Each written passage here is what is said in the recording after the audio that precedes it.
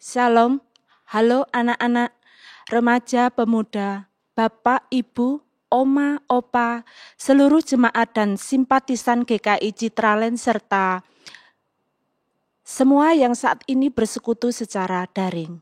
Saat ini kita bersama-sama mengikuti ibadah Pentakosta, pelayan firman Tuhan oleh Pendeta Paulus Sugeng Wijaya dan pelayan liturgi oleh Pendeta Samuel Ismayanto dengan tema Roh Kudus, Sang Pengubah Kehidupan. Mari kita bersaat teduh sejenak.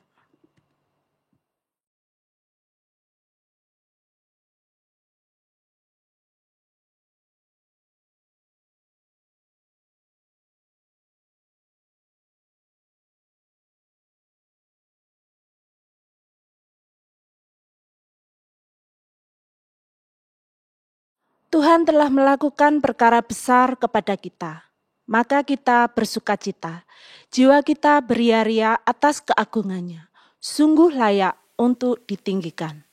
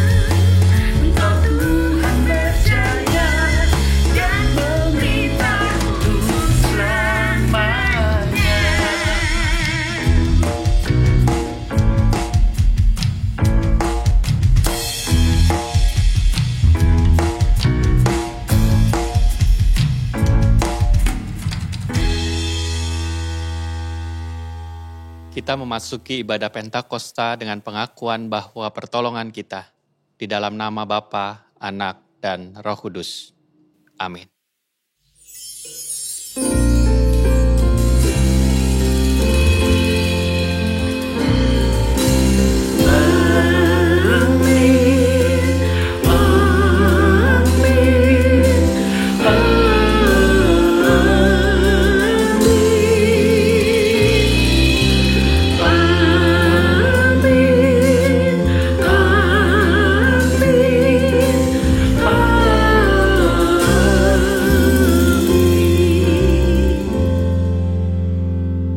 Damai Kristus besertamu. Dan besertamu juga. Jemaat yang terkasih, pernahkah kita ada dalam titik tidak berdaya dan seperti nyala lilin yang hampir padam oleh tiupan angin? Entahkah dalam keputusasaan, ketakutan, atau kebingungan?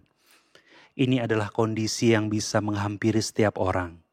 Saat itulah kita harus hidup dalam pengharapan, karena masih ada secercah cahaya yang memampukan kita terus melangkah. Karena Tuhan akan memberikan Roh Kudus yang mampu untuk mengubahkan hidup kita.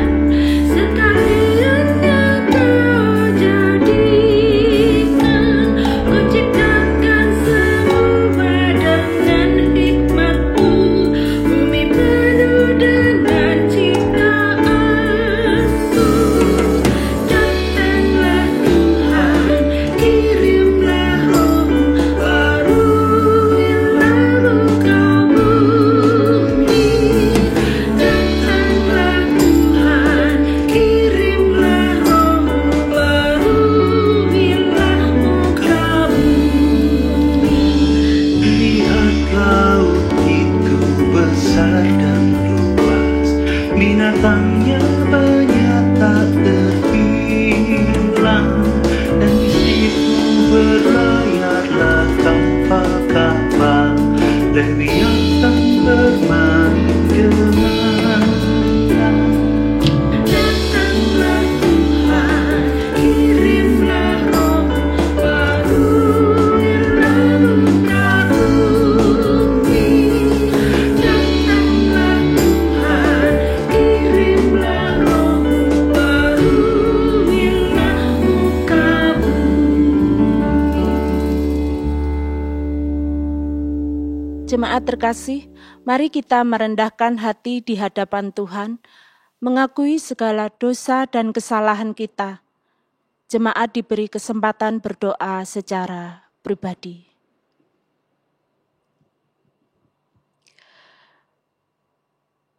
Tuhan Yesus, sebagai umat yang penuh dengan kelemahan, kami memohon belas kasih-Mu.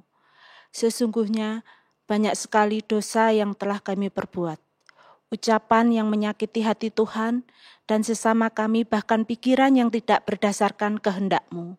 Segala dosa dan kesalahan tidak bisa kami sembunyikan di hadapan-Mu. Namun Engkau ubahkan hidup kami menjadi putih bak salju. Terima kasih Tuhan untuk pengampunan yang Engkau curahkan. Dalam nama Tuhan Yesus kami berdoa. Amin.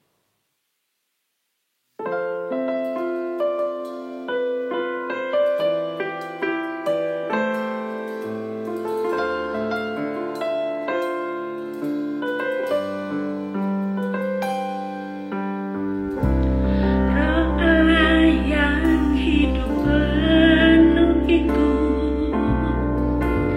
Roh Allah yang hidup pulihkanku.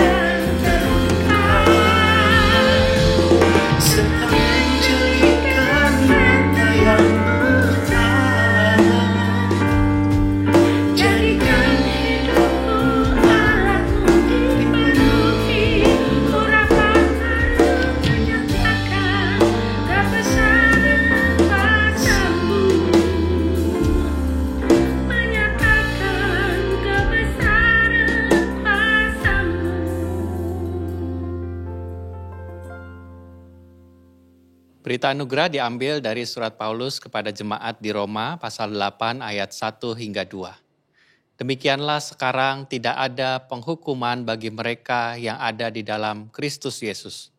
Roh yang memberi hidup telah memerdekakan kamu dalam Kristus dari hukum dosa dan hukum maut.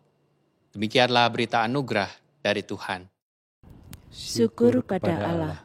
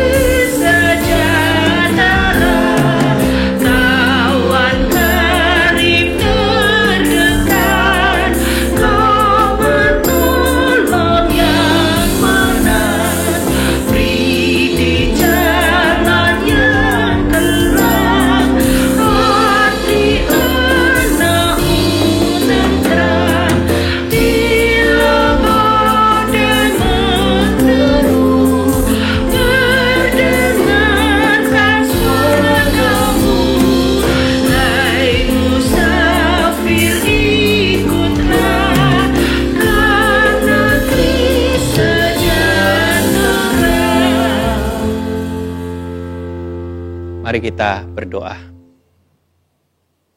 Bapa, di hari Pentakosta ini kiranya hati kami diubahkan, hidup kami diubahkan lewat firman Tuhan yang akan kami dengar dan kami lakukan. Supaya hidup kami seturut dengan kehendak-Mu. Dan Roh Kudus yang tinggal di dalam kehidupan kami, membimbing kami, membuat kami mengerti, dan mengarahkan setiap langkah kami yang selalu membawa kami mendekat kepadamu. Kiranya firman Tuhan hadir di tengah-tengah kehidupan kami. Dalam Kristus kami berdoa. Amin. Sabda Tuhan dibacakan dari Injil Yohanes pasal ke-15 ayat ke-26 dan 27, dilanjut pasal ke-16 ayat 4 hingga ayat ke-15. Jikalau penghibur yang akan kuutus dari Bapa datang, yaitu Roh kebenaran yang keluar dari Bapa, ia akan bersaksi tentang aku. Tetapi kamu juga harus bersaksi, karena kamu dari semula bersama-sama dengan aku. Ayat keempat bagian B. Hal ini tidak kukatakan kepadamu dari semula, karena selama ini aku masih bersama-sama dengan kamu.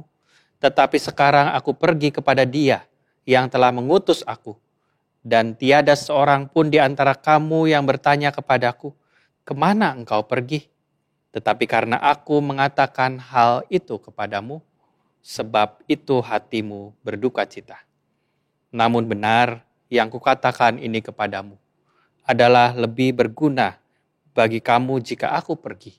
Sebab jikalau aku tidak pergi, penghibur itu tidak akan datang kepadamu.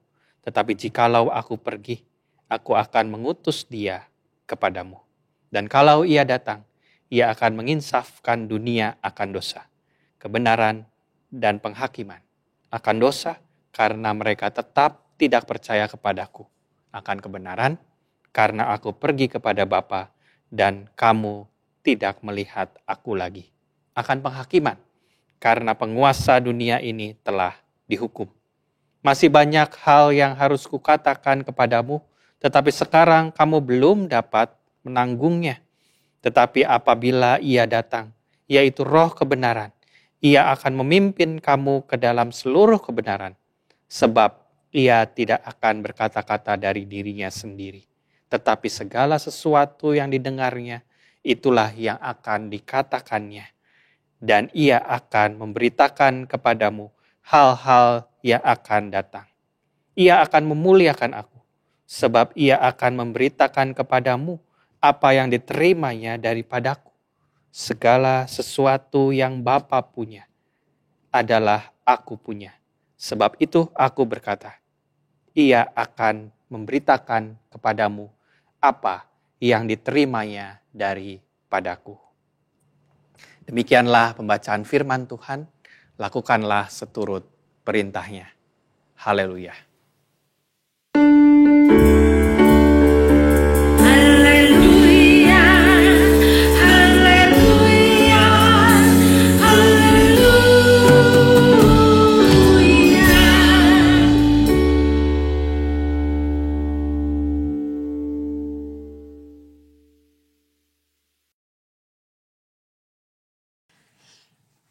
Saudara-saudara sekalian, saya pernah punya satu pengalaman yang menegangkan di pedalaman Kalimantan tahun 94. Sudah lama sekali memang, tapi masih teringat dengan jelas dalam memori saya. Saat itu, sebagai Sekum Sinode, saya bertugas mengunjungi beberapa gereja cabang kami yang ada di Putus Sibau, Kalimantan Barat. Perjalanan dari Semarang ke Pontianak lancar jaya, tidak ada masalah sedikit pun juga.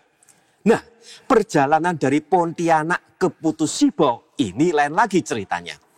Kami naik pesawat kecil yang hanya muat 8 orang.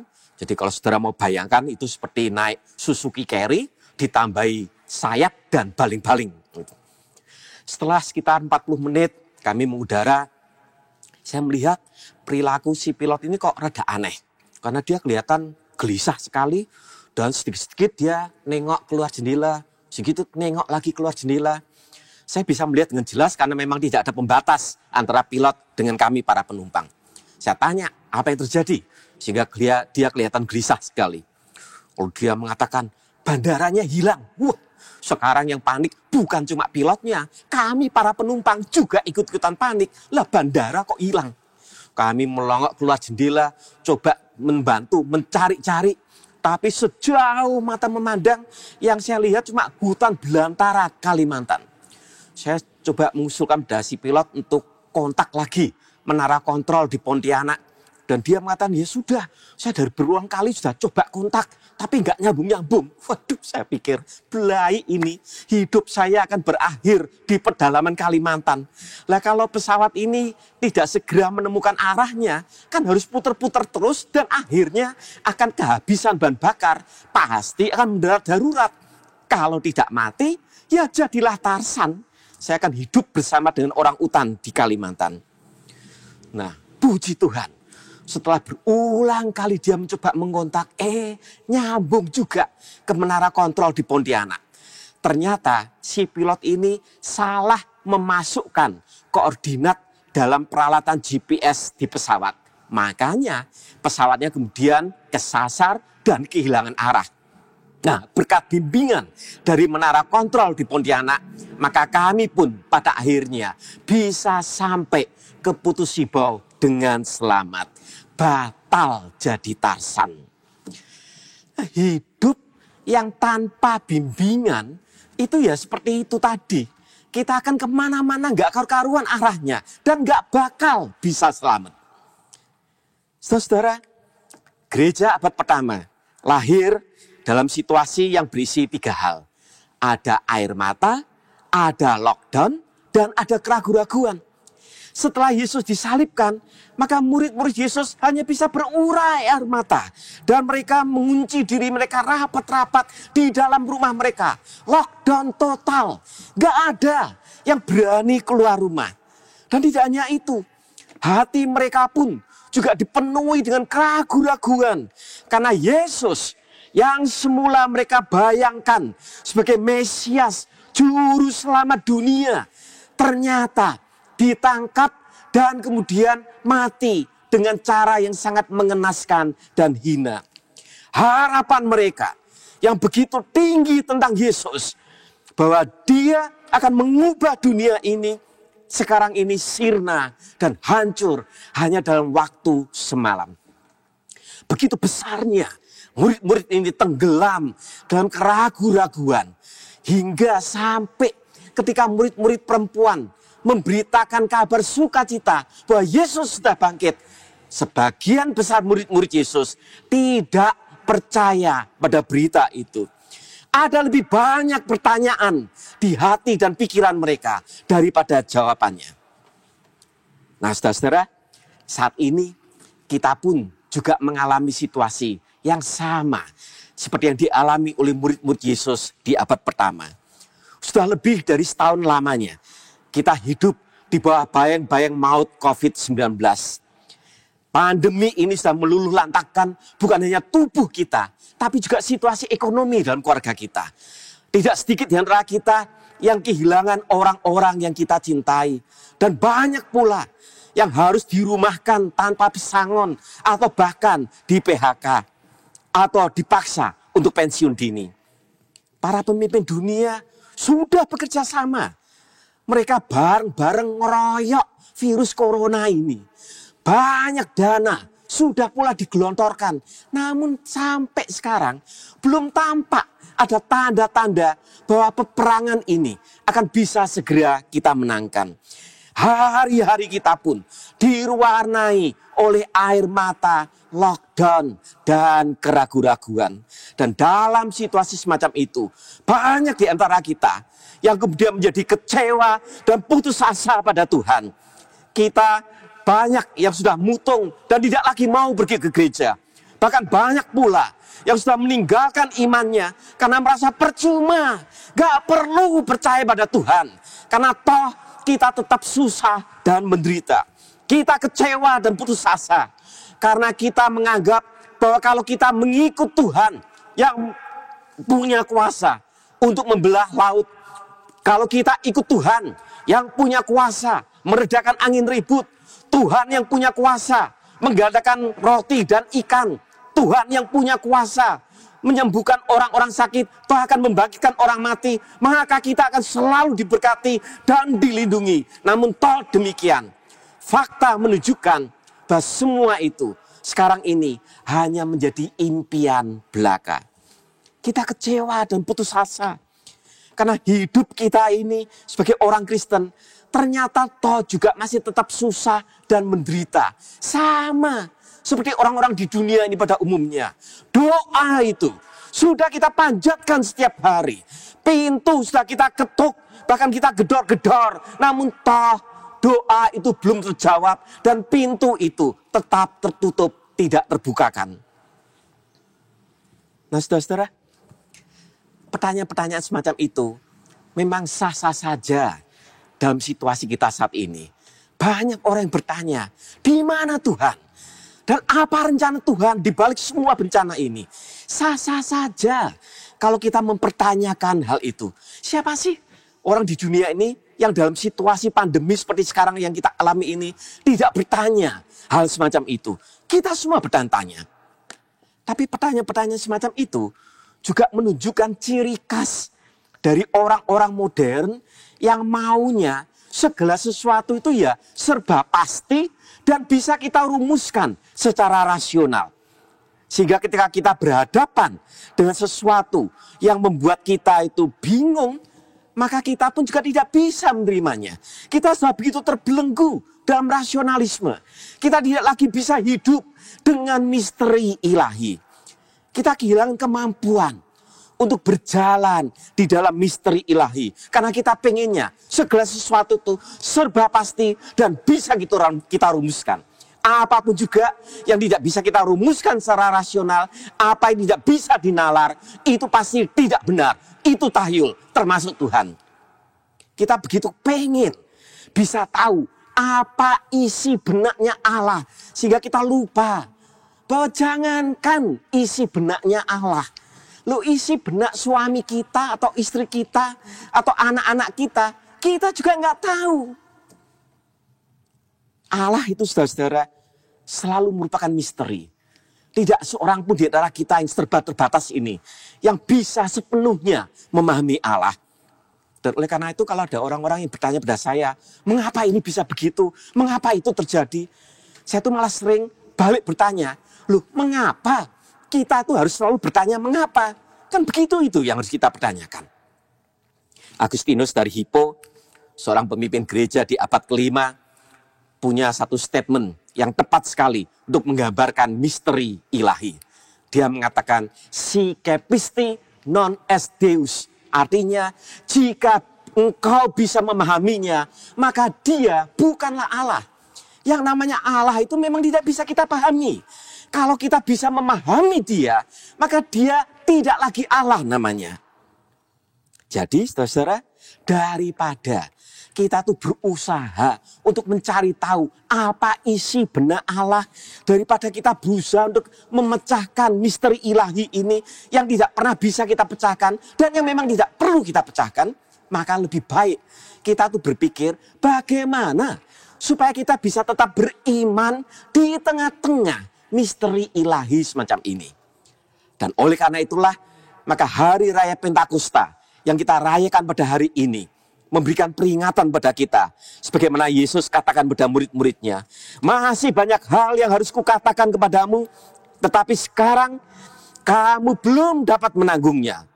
Tetapi apabila ia datang, yaitu Roh kebenaran, ia akan memimpin kamu ke dalam seluruh kebenaran. Melalui kata-katanya ini, Yesus ingin mengingatkan murid-muridnya dan kita semua ini, bahwa meskipun dia sudah naik ke surga, tapi kita tidak pernah ditinggal sendirian di dunia ini, tanpa pendamping sama sekali.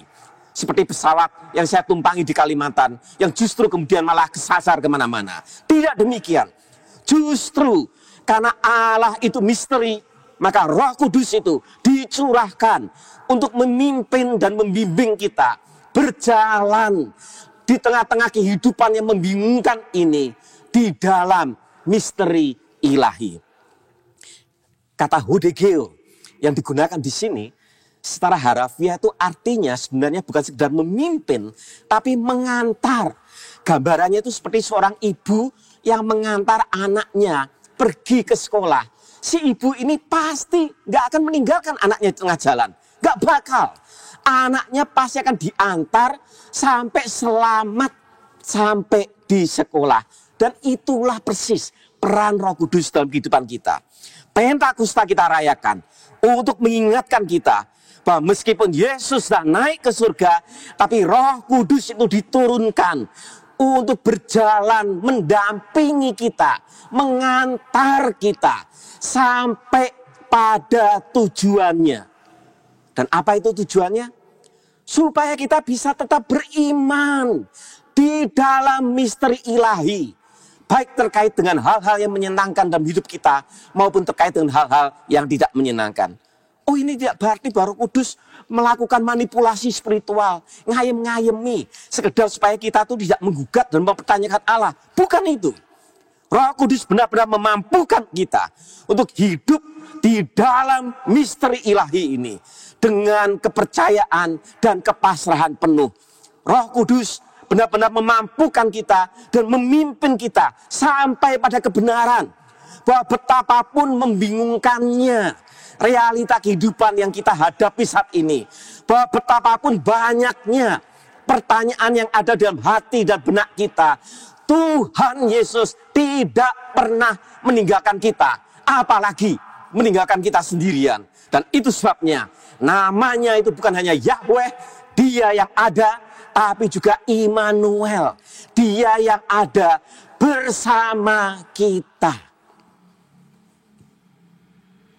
Hidup di dunia yang berdosa ini, saudara-saudara, memang gampang-gampang susah. Ada banyak persoalan yang harus kita jumpai. Ada banyak keraguan-raguan yang harus kita temui di tengah jalan. Pandemi yang sudah berlangsung lebih dari setahun ini sudah membawa banyak air mata dalam kehidupan kita. Banyak di antara kita yang kehilangan orang-orang yang kita cintai. Kakak sepupu saya juga menjadi salah satu korbannya. Masuk ke rumah sakit karena terpapar oleh COVID-19.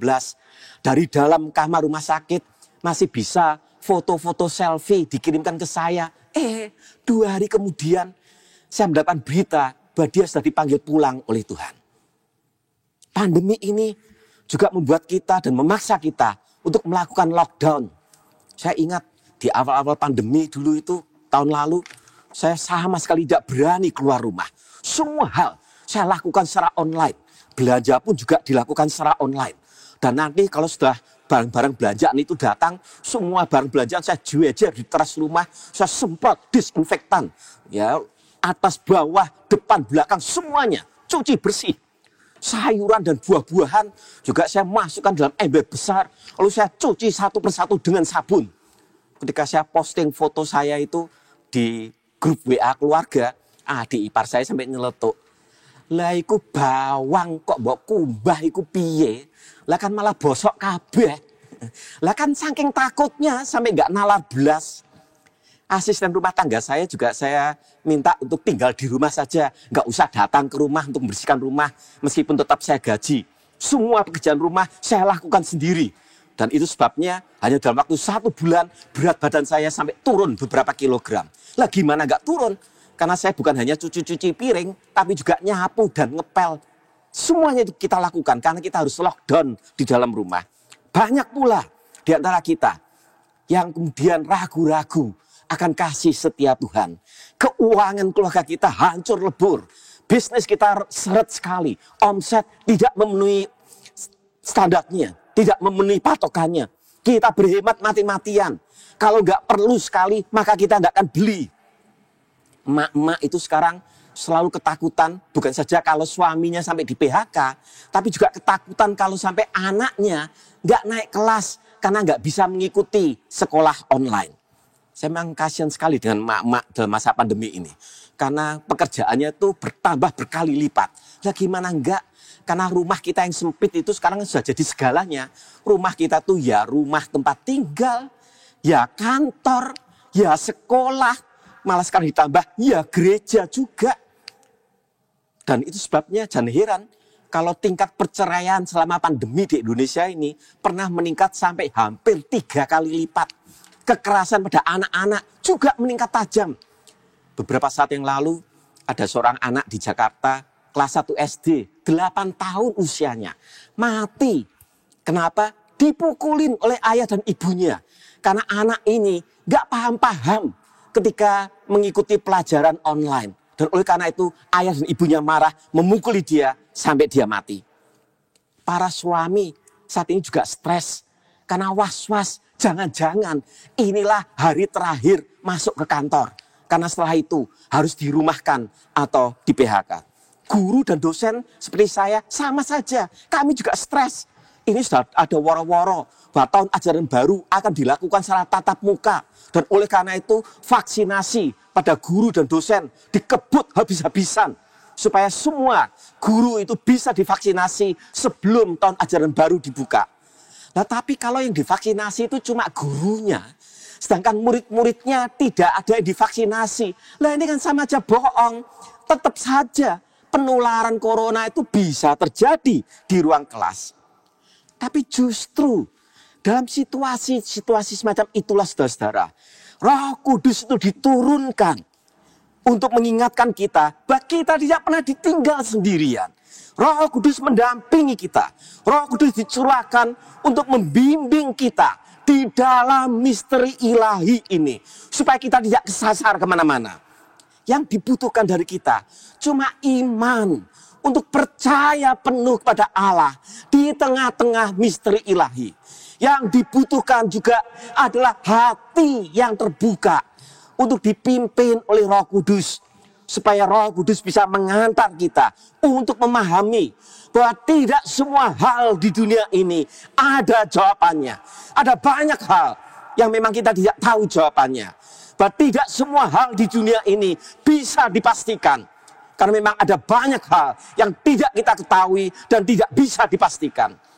Yang dibutuhkan adalah hati yang terbuka. Supaya kita bisa dibimbing, diantar oleh Roh Kudus sampai kepada kebenaran. Merendahkan hati dan menerima kenyataan bahwa di tengah-tengah penderitaan semacam ini, kita tidak perlu sok tahu dan mengatakan bahwa Allah punya rencana yang indah di balik semuanya ini. Statement semacam itu menunjukkan tidak ada empati sama sekali pada orang-orang yang sudah kehilangan orang-orang yang dikasihinya. Tidak ada empati pada orang-orang yang kehilangan pekerjaannya, atau orang-orang yang terpaksa harus menutup bisnisnya karena tidak kuat lagi untuk membayar uang sewa toko atau menggaji karyawannya. Statement semacam itu hanya akan menambah sakit pada luka yang sudah terjadi. Minggu depan, saudara-saudara, tanggal 30 Mei, kita akan memperingati Minggu Trinitas. Dan dalam pelajaran matematika, kita sudah belajar bahwa kalau kita ingin membentuk ruang, maka itu harus ada minimal 3 garis yang terhubung satu dengan yang lain. Kalau kita cuma punya 1 atau 2 garis saja, kita tidak bisa membuat ruang. Kalau ada 1 garis saja, tidak bisa kita apa-apain. Kalau cuma punya 2 garis, maka paling banter, kita cuma bisa bikin rel kereta api, tapi nggak bisa bikin ruang. Kalau kita ingin membuat ruang, maka harus ada 3 garis yang terhubung satu dengan yang lain. Dan dalam rangka memperingati Minggu Trinitas inilah, kita diingatkan kembali bahwa di tengah-tengah hati Allah itu, Allah Tritunggal kita sembah, ada kasih sayang. Supaya kita bisa percaya penuh dan merebahkan diri kita di dalam ruang itu, agar kita merasa aman dan tenang. Almarhum papi saya terkena stroke pada tahun 2007 hingga koma. Dia sudah koma beberapa hari di ruang ICU rumah sakit.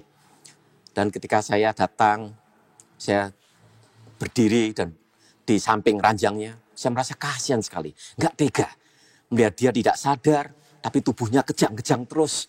Dan pada siang hari itu, saya berdoa penuh. Saya minta pada Tuhan, supaya papi saya bisa sadar kembali dari komanya. Sore hari itu juga, papi saya sadar dari komanya. Saya senang sekali, puji Tuhan. Tapi lain perkara, ketika pada tahun 2011, mami saya yang gantian koma, masuk ke rumah sakit, mengalami koma karena malpraktek dari dokter. Dan saat itu saya juga berdoa kencang sekali. Doa saya bahkan lebih kencang daripada doa yang saya panjatkan untuk papi saya. Namun toh demikian, mami tetap dipanggil pulang oleh Tuhan. Tuhan tidak menjawab doa saya sebagaimana yang saya inginkan.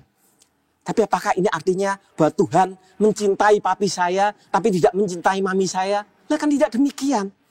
Tuhan mencintai baik papi saya maupun mami saya. Tapi bentuk cintanya itu yang berbeda.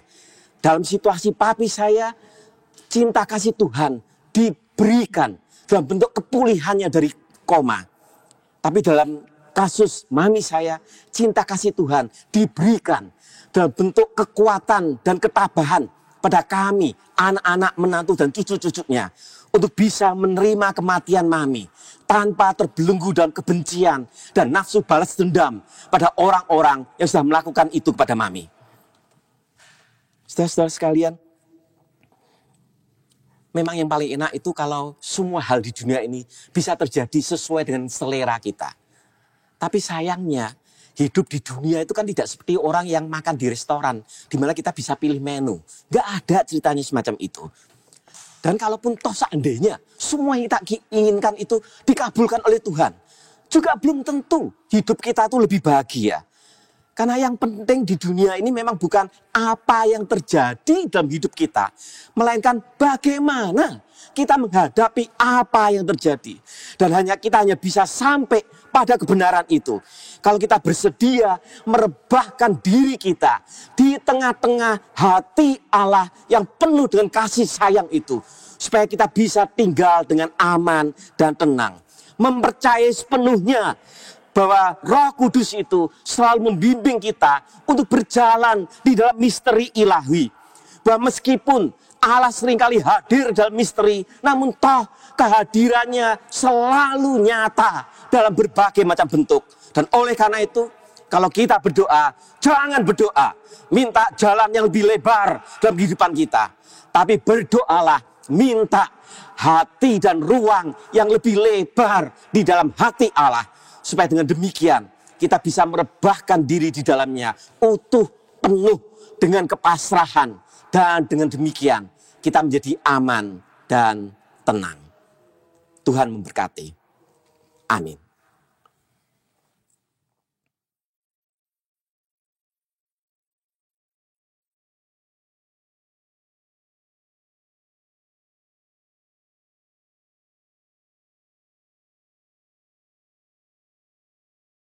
Dengan hati yang tertuju pada Tuhan, mari bersama kita ikrarkan pengakuan iman kita seturut pengakuan iman rasuli yang berbunyi demikian. Aku percaya kepada Allah, Bapa yang Maha Kuasa, Khalik langit dan bumi, dan kepada Yesus Kristus anaknya yang tunggal Tuhan kita, yang dikandung dari Roh Kudus, lahir dari anak darah Maria, yang menderita sengsara di bawah pemerintahan Pontius Pilatus, disalibkan, mati dan dikuburkan, turun ke dalam kerajaan maut. Pada hari yang ketiga, bangkit pula dari antara orang mati, naik ke sorga, duduk di sebelah kanan Allah, Bapa yang Maha Kuasa, dan dari sana ia akan datang untuk menghakimi orang yang hidup dan yang mati. Aku percaya kepada Roh Kudus, gereja yang kudus dan am, persekutuan orang kudus, pengampunan dosa, kebangkitan orang mati, dan hidup yang kekal. Mari kita menaikkan syafaat kita. Bapa di surga, Bapa yang baik, Bapa yang sungguh mengasihi setiap kami, anak-anak-Mu, dan tidak pernah membiarkan kami. Ketika Engkau mengirimkan Roh Kudus-Mu turun dan menetap tinggal di dalam kehidupan kami. Biarlah kami terus menyadari akan pemeliharaan Tuhan lewat Roh Kudus yang selalu membimbing, mengarahkan kami, dan selalu mendekatkan kami kepada Engkau sendiri. Membuat kami mengerti apa kehendak-Mu,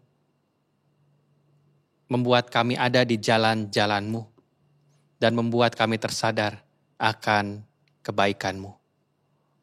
Di tengah-tengah pergumulan, sakit penyakit yang dirasakan oleh jemaat-Mu, di tengah usia senja dan segala keterbatasan yang ada, di tengah segala usaha yang terpengaruh oleh pandemi ini, kiranya Roh Kudus juga mendampingi setiap mereka. Kiranya Roh Kudus menghibur setiap jemaat-Mu, dan Kau sendiri yang memulihkan, yang menyembuhkan setiap jemaat-Mu yang sakit dan yang kesusahan. Kami berdoa bagi gereja-Mu, kiranya dalam pimpinan Roh Kudus gereja-Mu juga boleh terus menyuarakan kebenaran lewat setiap program yang dijalankan, berdampak bagi jemaat dan juga masyarakat dan juga dunia ini. Kiranya juga setiap pergumulan, perizinan tanah di Bukit Bali, Roh Kudus Tuhan yang hadir menaungi, memberikan hikmat kepada setiap orang-orang yang terlibat di dalamnya. Kami berdoa bagi bangsa dan negara kami untuk penyediaan dan distribusi vaksin. Kiranya Tuhan melalui vaksin Engkau juga boleh bekerja dan memulihkan bangsa kami dan dunia ini. Kiranya juga masyarakat boleh terus disadarkan akan pentingnya menjaga protokol kesehatan. Dan angka COVID di Indonesia, di dunia ini boleh berangsur-angsur menurun. Lewat setiap juga kebijakan-kebijakan yang dijalankan oleh pemerintah. Kami berdoa untuk kedamaian dunia, konflik Israel dan Palestina. Engkau pemilik kedua bangsa ini. Engkau yang mengasihi mereka. Kiranya hati yang penuh kasih juga hadir di tengah-tengah kehidupan mereka. Dan kedamaianlah yang boleh kami rasakan dan terima di tengah-tengah dunia yang Kau ciptakan ini. Inilah doa dan permohonan kami yang kami panjatkan hanya di dalam nama Tuhan kami Yesus Kristus yang mengajar kami berdoa. Bapa kami yang di sorga, dikuduskanlah namamu, datanglah kerajaan-Mu, jadilah kehendak-Mu di bumi seperti di sorga. Berikanlah kami pada hari ini makanan kami yang secukupnya, dan ampunilah kami akan kesalahan kami, seperti kami juga mengampuni orang yang bersalah kepada kami. Dan janganlah membawa kami ke dalam pencobaan, tetapi lepaskanlah kami daripada yang jahat, karena Engkaulah yang mempunyai kerajaan, dan kuasa, dan kemuliaan, sampai selama-lamanya. Amin.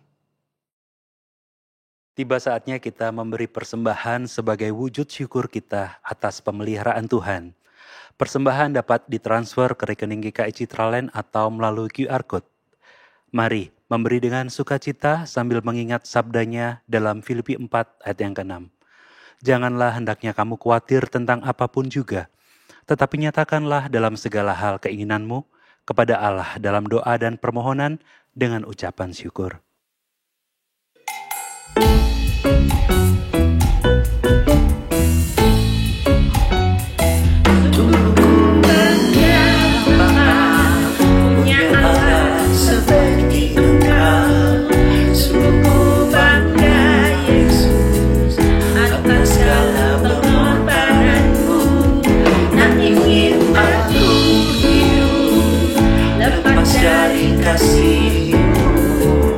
Kasih-Mu menyelamatkan dan berikut pengharapan.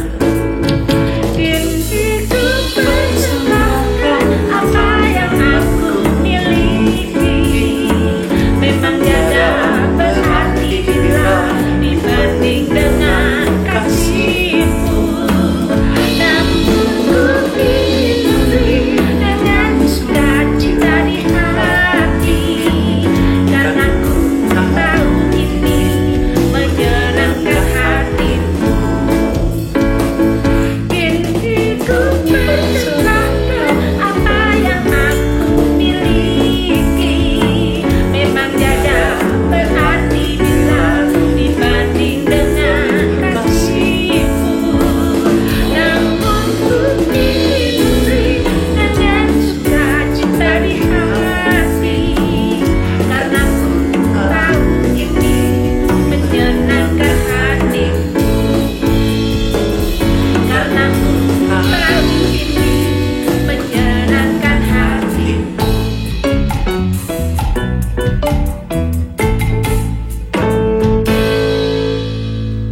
Mari kita berdoa. Bapa yang Maha Kasih, kami datang menaikkan doa persembahan yang sudah kami kumpulkan. Tidaklah sebanding dengan berkat yang telah Tuhan curahkan dalam hidup kami. Maka kami mau belajar memberikan hidup kami untuk menjadi persembahan yang berkenan di hadapan-Mu. Dalam Kristus Yesus kami berdoa. Amin.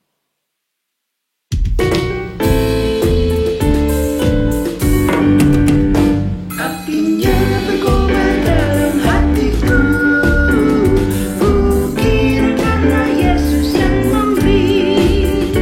Dihangatkan jiwaku, tak perlu ku mengeluh. Darahnya membasuh diriku bersih. Apinya dalam jiwaku senang, muliakanlah Tuhanku. Haleluya bergembira, Yesus Raja yang benar. Apinya berkobar dalam hatiku. Apinya berkobar dalam hatiku. Gembira hatiku selamanya. Ku bersaksi berseru, Yesus juru selamatku. Karena ku berpegang pada janji-Nya. Apinya dalam jiwaku senang, muliakanlah Tuhanku. Haleluya bergembira, Yesus Raja yang benar. Apinya berkobar dalam hatiku. Kembalilah ke dalam kehidupanmu sambil tetap mengarahkan hati kepada Tuhan dan terimalah berkat-Nya. Tuhanlah penjagamu, Tuhanlah naunganmu di sebelah tangan kananmu. Matahari tidak menyakiti engkau pada waktu siang, atau bulan pada waktu malam. Tuhan akan menjaga engkau terhadap segala kecelakaan. Ia akan menjaga nyawamu. Tuhan akan menjaga keluar masukmu dari sekarang sampai selama-lamanya. Amin.